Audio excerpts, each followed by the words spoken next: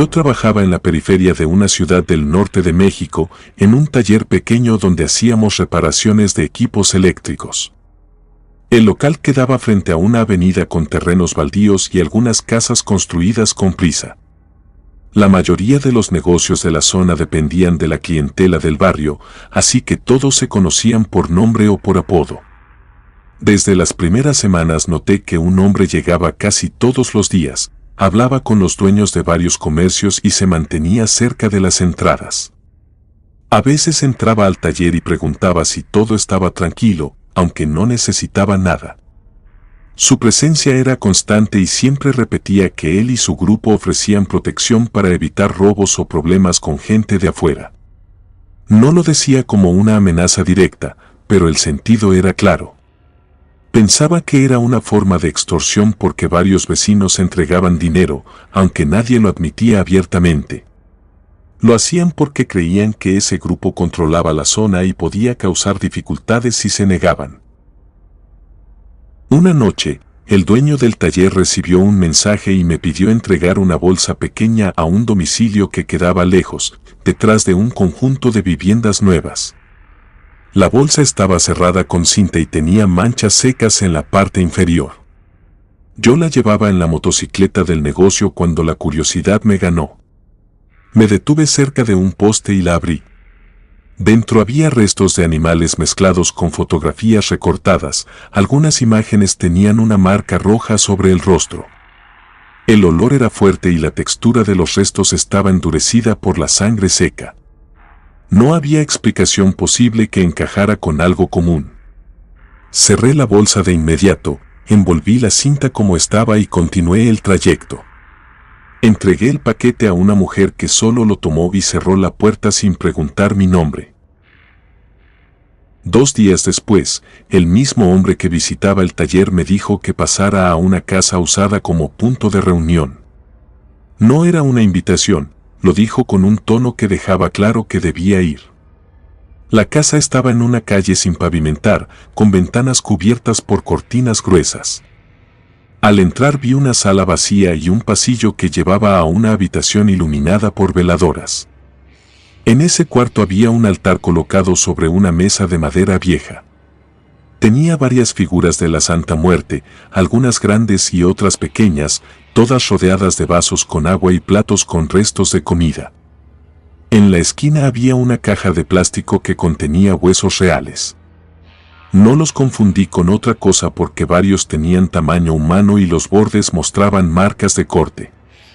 Las paredes estaban llenas de líneas hechas con pintura roja que formaban figuras simples como cruces y círculos.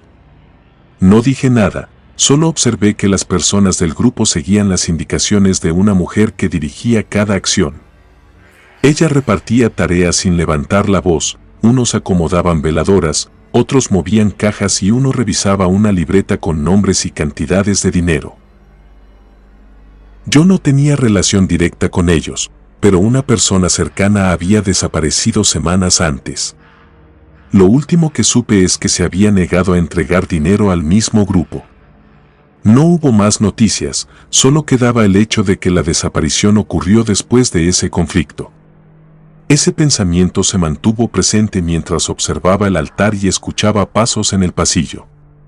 Decidí prestar atención a todo lo que pudiera servir más adelante, no tenía un plan definido, pero entendía que cualquier detalle podía marcar una diferencia si encontraba información útil. Una tarde, mientras trabajaba en el taller, recibí otro mensaje donde me ordenaban presentarme en la casa. Cuando llegué, varios miembros estaban de pie alrededor del altar. El piso estaba cubierto con manchas frescas de sangre y restos de animales. Había velas consumidas hasta la mitad y un balde con agua sucia donde limpiaban las herramientas. Me indicaron que debía ayudar a limpiar después del ritual. No discutí, tomé un trapo y comencé a retirar la sangre del piso. Mientras hacía eso, entraron 2 hombres arrastrando a un joven con las manos amarradas. Lo colocaron frente al altar y le ordenaron arrodillarse. Decían que había robado dinero del grupo y uno de ellos tomó una navaja y la abrió frente a todos. Se colocó detrás del joven, le levantó el brazo y pasó la hoja por la piel con un trazo firme. La línea se abrió de inmediato y la sangre comenzó a bajar por el antebrazo. El joven apretó la mandíbula, pero no gritó. Yo vi exactamente el movimiento de la mano, la inclinación de la navaja y la forma en que la herida quedó expuesta. Nadie se sorprendió, parecía parte del procedimiento interno del grupo. Mientras limpiaba, uno de los hombres colocó una caja abierta junto a la pared. Dentro había objetos envueltos en telas sucias. Movieron las telas para acomodarlas mejor y entonces noté que algunos restos eran demasiado grandes para ser de animales pequeños. Había un fémur con un extremo limpio y el otro con marcas de sierra. También vi una vértebra humana. No hice comentarios. En ese momento comprendí que el grupo realizaba actividades que iban más allá de la extorsión. La combinación de restos humanos, rituales nocturnos y el control que tenían sobre varias personas del barrio dejaba claro que no era un conjunto de prácticas aisladas. Era una organización con una estructura definida y una líder visible que marcaba cada paso. Me pidieron que siguiera limpiando hasta que el piso quedara sin manchas. Los integrantes acomodaban veladoras nuevas, revisaban documentos y hablaban de los próximos encargos. No tenían prisa, actuaban como si el lugar fuera un centro de operaciones donde todo estaba permitido. Yo mantenía la vista en el piso mientras procesaba cada detalle sin mostrar reacción. Era evidente que cualquier comentario fuera de lugar podía incomodar a alguien y eso podía traer consecuencias. Terminé la limpieza, dejé el balde en la esquina y salí de la casa cuando lo autorizaron. Mientras caminaba hacia la avenida, repasaba mentalmente lo que había visto, la presencia de huesos humanos, la obediencia absoluta hacia la mujer del altar, el castigo físico al joven y el contenido de la bolsa que entregué días antes. Todo encajaba dentro de un mismo patrón. Esa noche no dormí.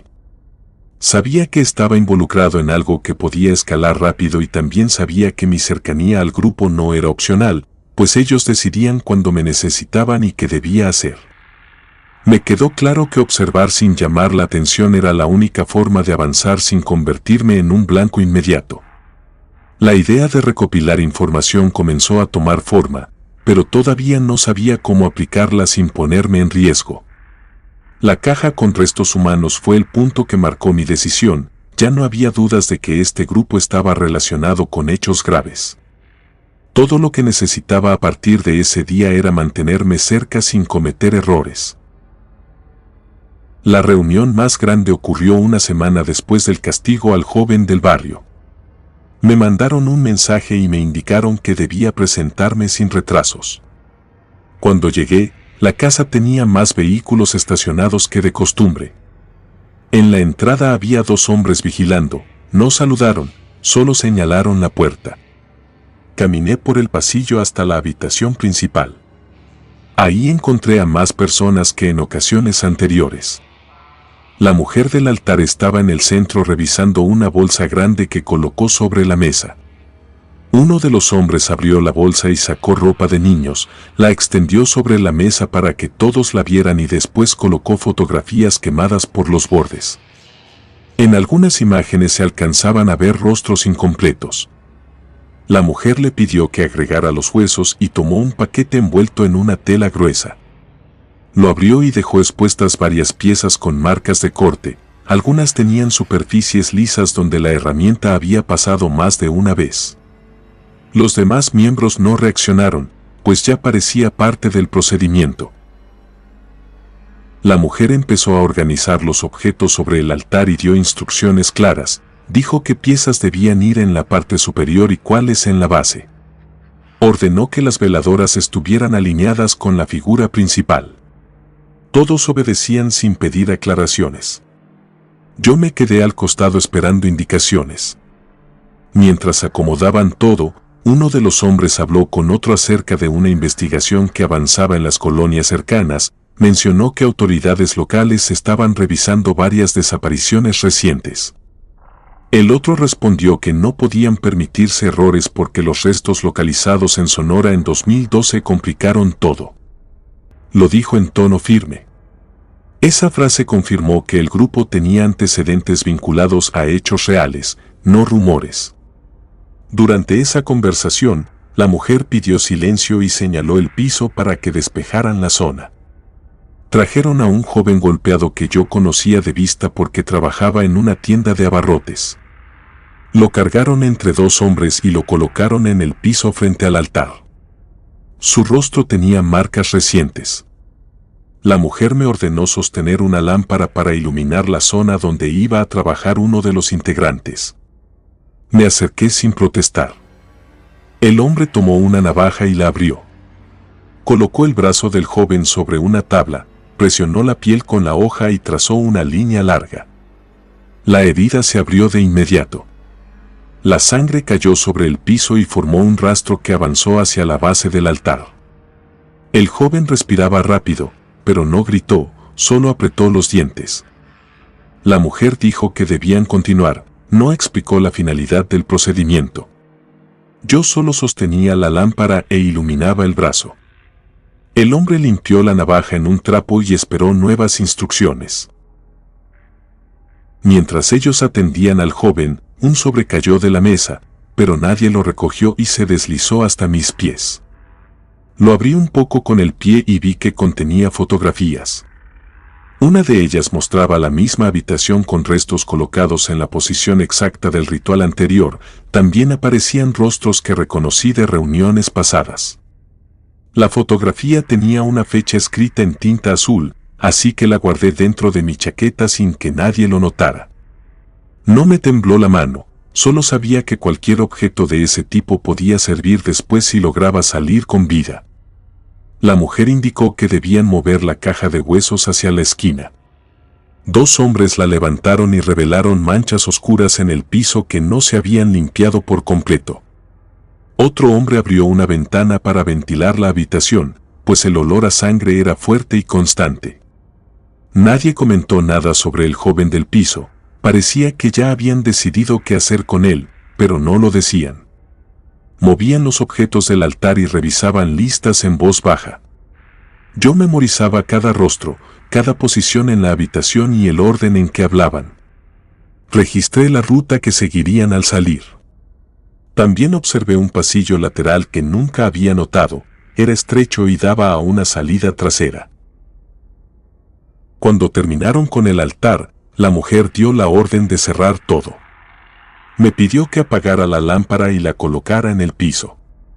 El hombre de la navaja se llevó al joven hacia la otra habitación, ya no supe qué hicieron con él en ese momento. La mujer se acercó a la mesa y guardó los objetos principales en una caja distinta.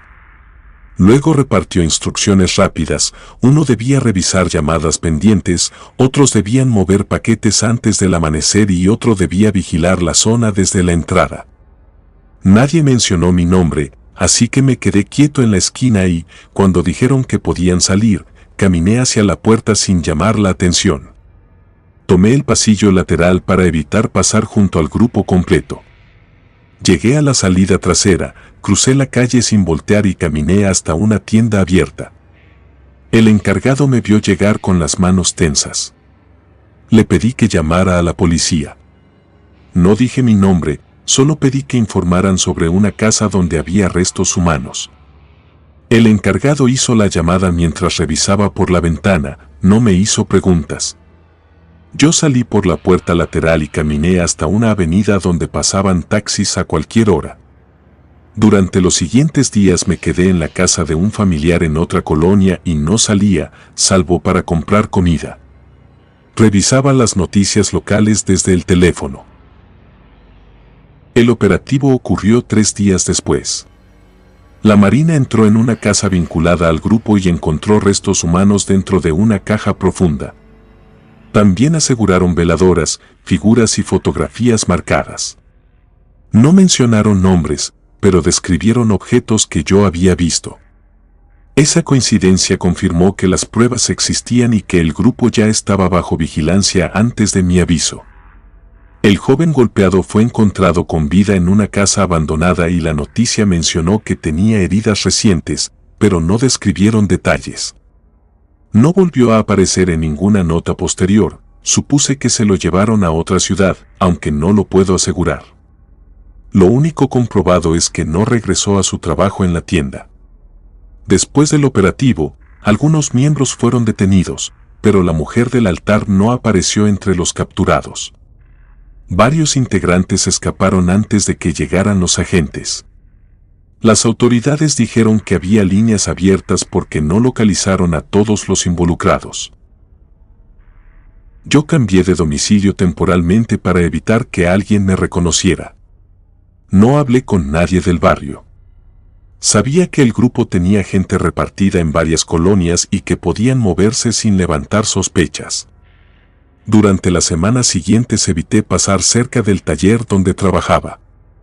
El dueño no me buscó y tampoco mencionaron nada sobre la persona cercana que había desaparecido al inicio. Ninguna nota relacionó ese caso con el operativo, pero yo sabía que la secuencia de hechos coincidía con el tiempo en el que el grupo había incrementado sus actividades.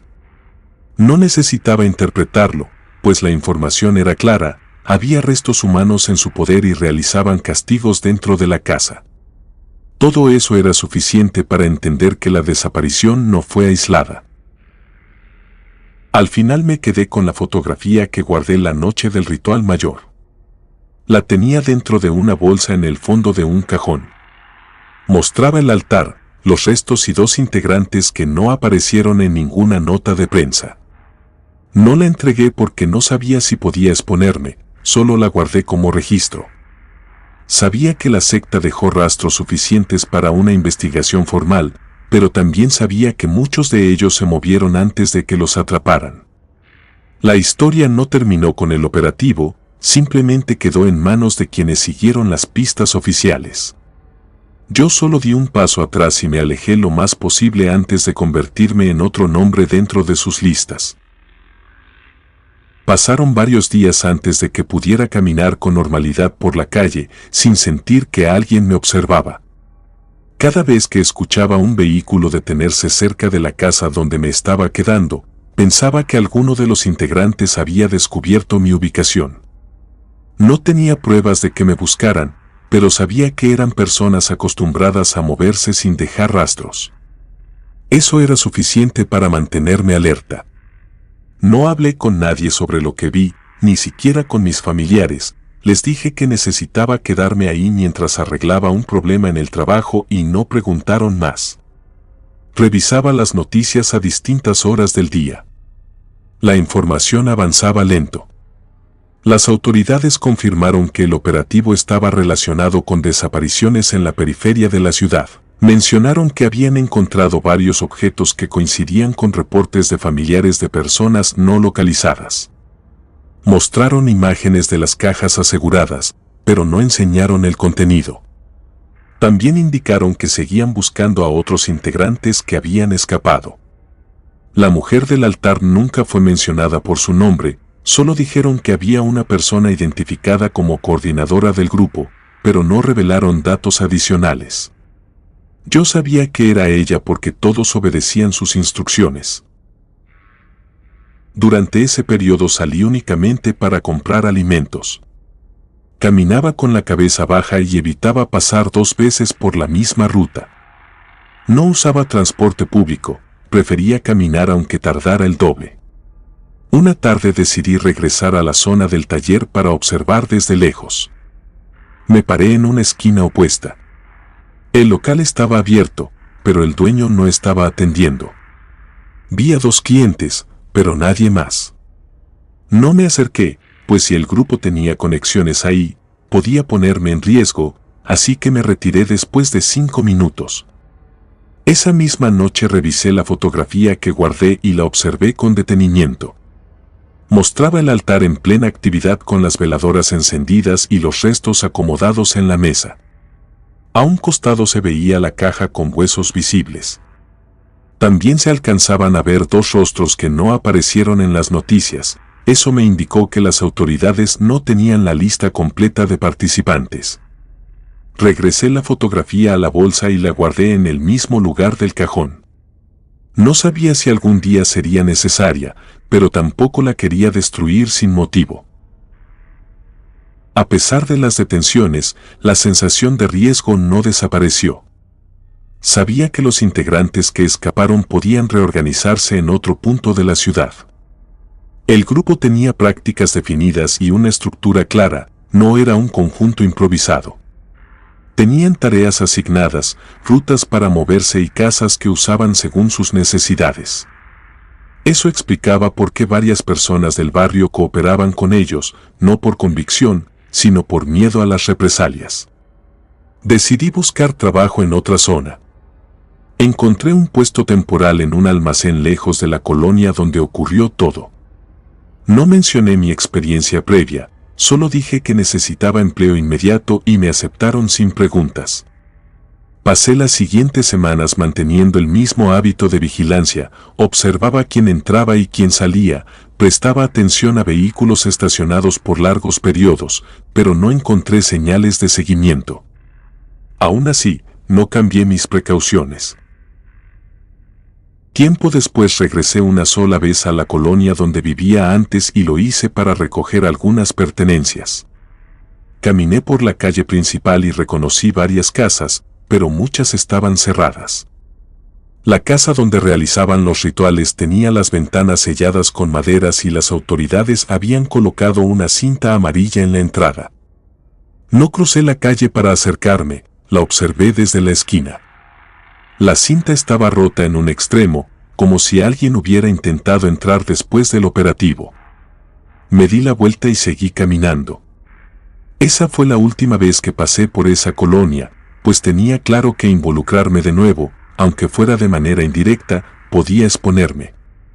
La fotografía sigue guardada en la misma bolsa y no la he mostrado a nadie. La secta dejó suficientes pruebas para que las autoridades armaran el caso principal, pero varias personas quedaron fuera de las capturas. No sé dónde están ni qué planean, solo sé que estuve dentro de su círculo el tiempo suficiente para entender cómo operaban. Salir fue cuestión de precisión y suerte, y no pienso volver a repetir ese camino. Comunidad de Relatos de Terror, quiero enviarles un gran saludo y agradecerles por todo el apoyo que le han brindado a este proyecto. Ya somos más de 21,000 suscriptores y nuestra próxima meta es llegar a los 22,000, gracias por todo su apoyo.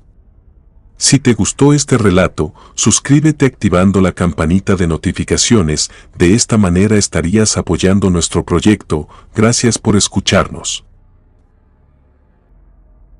Relato anónimo.